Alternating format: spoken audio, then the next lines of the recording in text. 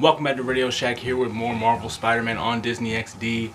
Now, before I get into these episodes, I would like to say these 3 episodes.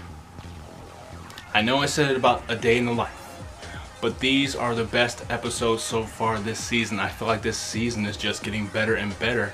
I mean, I know there's so many people that still think they're not going to watch just because of the animation, but I think the storytelling is getting a lot better as we go further into the season. But without further ado, let's get into the episode, starting with Sandman. Now, we see that Peter and his friends are hanging out at Coney Island, and they're trying to relax and have a little bit of fun, and Peter seems to be the only person that's doing that. But all of a sudden, a sandstorm attacks Coney Island, and Peter has to change into Spider-Man to actually save the people that are there. And we notice that he can't really stop the sandstorm. He's clogging some of his web shooters. And we see that Gwen and the others are able to come up with a water cannon, I believe, and is able to stop the sandstorm. But Peter actually takes a sample of that sand to Horizon High to run further tests on it and see what's actually going on. But the others actually want him to join in and help them with the V252. As he runs some tests on the sand sample, nothing seems to be working as he's trying to give it a slight charge, but he ends up taking it home and tries to charge it. But all of a sudden this sandstorm attacks, and we suddenly realize that he should never ever bring anything Spider-Man related back home, because he should be keeping Aunt May out of danger. But he's able to give the sample to the sandstorm and is able to reform into Flint Marko, who is the Sandman. And we get a story that he used to work with Hammerhead, and he's trying to get his daughter back, who is possibly falling down a very, very dark path. But we find out that she is actually the villain of this episode and blames Flint for scarring her for life and turning her into this sand person that actually wanted a better life. And I gotta say, I actually really like this take on the Sandman, but unfortunately she actually takes out Flint very quickly, which I hope that he is not gone forever. Really like to see more with Sandman, but she tries to do the same thing with Spider-Man, but he's able to bust out in the new black suit and takes everyone down pretty easily, which leads us into the next episode's symbiote relationship.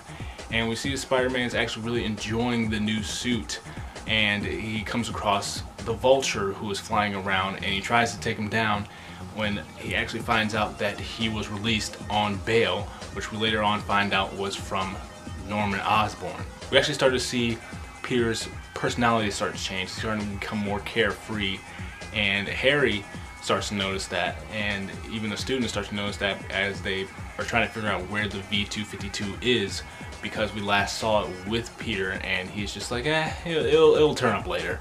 But we go back to Osborn Academy, where we see Adrian Toomes and Norman Osborn talking, and we find out that Toomes wasn't just hired for his science, he was also hired for his Vulture technology, and he wants him to go steal whatever Horizon High is working on for the Stark Expo. Yes, the Stark Expo. But he doesn't want to do it. But who steps up to the plate? Alistair Smythe, who goes to Horizon High and breaks in, tries to steal the V252. But Spider-Man jumps in and stops him brutally, by the way. But he gets away, but luckily Spider-Man is able to stick a tracer on him and follows him to Osborn Academy, where he jumps Adrian Toomes and tries to blame him for attacking Max at Horizon High. But Harry shows up and tells him that he wasn't the one that did that. He was here the whole time, and he actually accidentally ends up attacking Harry. And Peter figures out that the symbiote is actually changing him, and he would never attack Harry, so he has to get rid of it. And this is where we get this ridiculous fight between Spider-Man and the symbiote, which I thought we could have dealt away with that.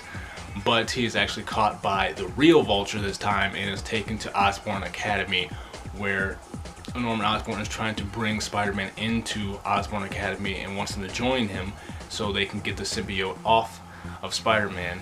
And they actually do that with the 2 Vultures now, and they use the sonic technology to get it off and into a canister and trap the symbiote in it. And Spider-Man actually tricks Norman and is able to take it away back to Horizon High. Peter brings the symbiote back to Horizon High and gives it back to Max, and tells him that he was the one that had it the whole time. He was trying to run tests on him by himself, and Max has to actually punish Peter, but Peter actually gives Max some notes on what he found out about the V252 and says it's dangerous and they shouldn't take it to the expo.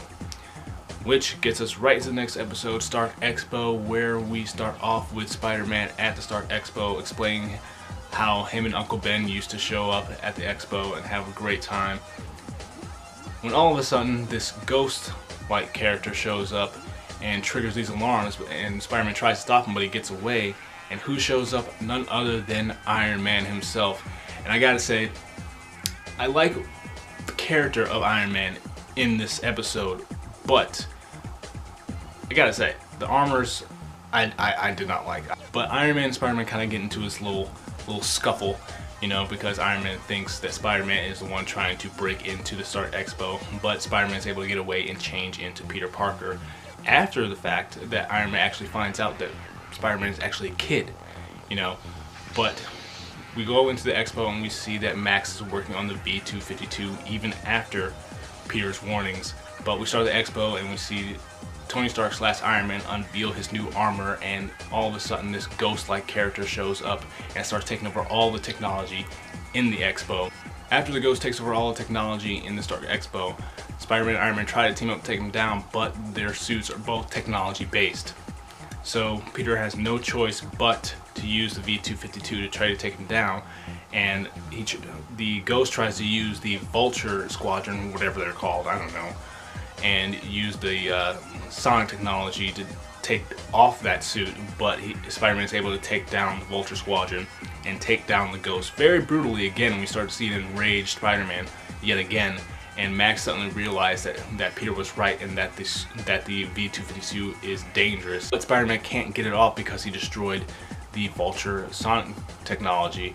So Iron Man and Flash Thompson actually pull it off, and we get a little glimpse of a hint at the symbiote attaching to Flash Thompson later on in the series. So it looks like we're going to be skipping right over Eddie and going straight to Flash Thompson. But the day is saved, but they give the vial of the V252 to Iron Man to take to the Avengers facility to keep it in safe hands, and Peter actually gets away with an autograph that was actually signed to Paul instead of Peter, but whatever. But yeah, like I said, these 3 episodes were pretty solid. I really like the character development in them. Besides the whole Spider-Man versus the symbiote terrible, I really like these episodes.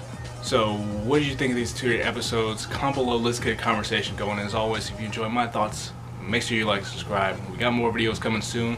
The last video, leave a description down below, and until my next video, I will see you later.